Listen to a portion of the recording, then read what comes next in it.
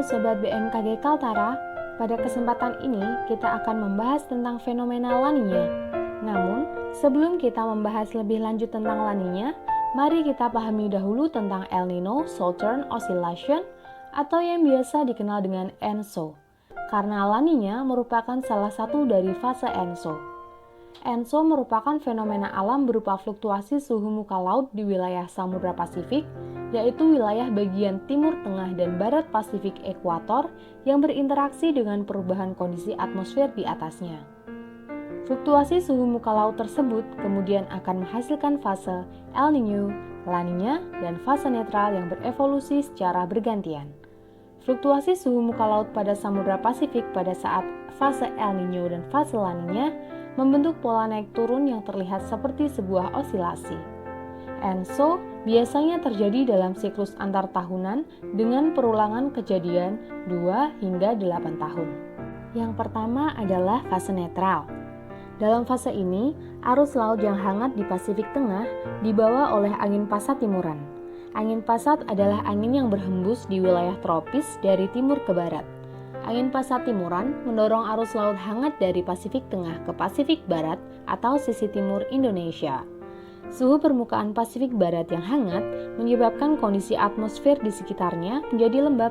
Kemudian terjadilah proses konveksi di wilayah tersebut yang membentuk awan-awan hujan. Udara hangat yang naik ke lapisan atas troposfer, puncak dari troposfer dingin. Ketika udara hangat bertemu dengan udara dingin, maka udara tersebut menjadi kering, kemudian bergerak ke timur menuju Pasifik Timur dan turun di pesisir Peru, membuat kawasan tersebut menjadi dingin. Sirkulasi berulang naiknya udara di barat Pasifik dan turun di timur Pasifik dinamakan sirkulasi Walker. Selanjutnya adalah El Nino. El Nino berarti anak lelaki dalam bahasa Spanyol. Kata El Nino merupakan istilah yang digunakan para nelayan di Amerika Selatan untuk mendefinisikan kemunculan kolam air hangat yang tidak biasa di Samudra Pasifik. Jika di dalam fase netral kita bisa melihat angin pasat timuran memainkan peran penting untuk mendorong arus laut hangat ke Pasifik Barat, dalam fase ini angin pasat sedang melemah. Ya, ada beberapa bulan dalam 1 tahun angin pasat melemah. Saat angin pasat timuran melemah, tidak ada dorongan pada arus laut hangat di Pasifik Timur untuk bergerak ke Pasifik Barat. Oleh karena itu, suhu permukaan laut di Pasifik Barat menjadi dingin daripada normalnya. Menghangatnya suhu di Samudra Pasifik Timur di wilayah pesisir Peru mengakibatkan intensnya proses konveksi yang membentuk hujan lebat di benua Amerika. Sirkulasi Walker yang kita lihat dalam fase netral pada kondisi El Nino terbagi menjadi 2 bagian. Penurunan suhu permukaan laut menjadi dingin di Samudra Pasifik Barat menyebabkan penurunan proses konveksi yang membentuk awan-awan hujan. Itulah yang menyebabkan saat fase El Niño terjadi, terdapat dampak kurang hujan atau kekeringan di wilayah Indonesia dan sekitarnya. Fase terakhir yaitu La Niña. La Niña berarti gadis kecil dalam bahasa Spanyol. La Niña digunakan para nelayan untuk menjelaskan meluasnya suhu muka laut yang dingin di sekitar Amerika Selatan. Jika dilihat-lihat, La Niña hampir mirip dengan fase netral. Yang membedakan adalah kondisi angin pasat timuran yang lebih kuat daripada fase netral. Karena angin pasat timuran yang kuat, maka arus laut hangat Pasifik Timur terdorong dan tertahan di Pasifik Barat hingga terkadang mencapai ke perairan Indonesia. Thermocline adalah lapisan batas antara air hangat pada bagian atas dan air dingin pada bagian bawah lautan.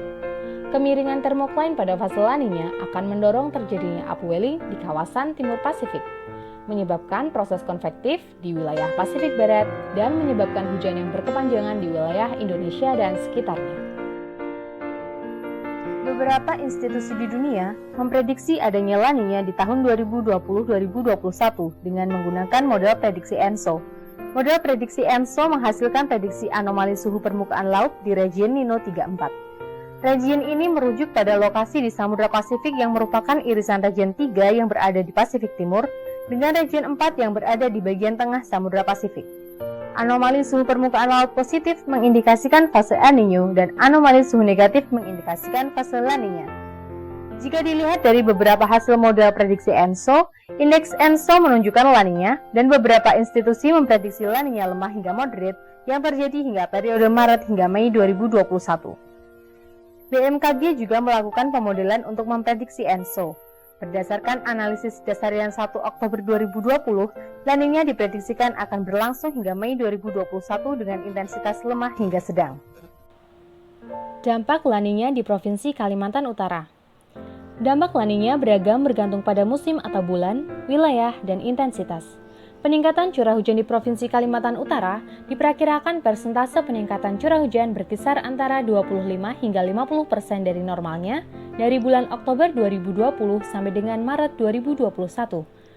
Perakiraan akumulasi curah hujan 3 bulan mengalami peningkatan paling signifikan pada bulan Desember 2020, Januari, dan Februari 2021. Perakiraan peningkatan curah hujan bulanan yang paling signifikan terjadi pada bulan Februari dan Maret 2021. Verifikasi data hujan bulanan terhadap normalnya pada bulan September 2020 untuk Provinsi Kalimantan Utara, di wilayah Tarakan meningkat 44%, Tanjung Selor turun 38%, Nunukan meningkat 77%, dan Longbawan normal. Dengan adanya perakiraan peningkatan curah hujan dampak La Niña, agar masyarakat waspada terhadap potensi cuaca hujan lebat dan dampak yang bisa ditimbulkan, seperti banjir, tanah longsor, angin kencang, pohon tumbang, dan jalan licin.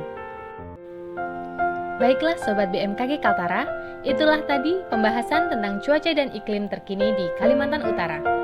Sampai jumpa di pembahasan cuaca dan iklim selanjutnya.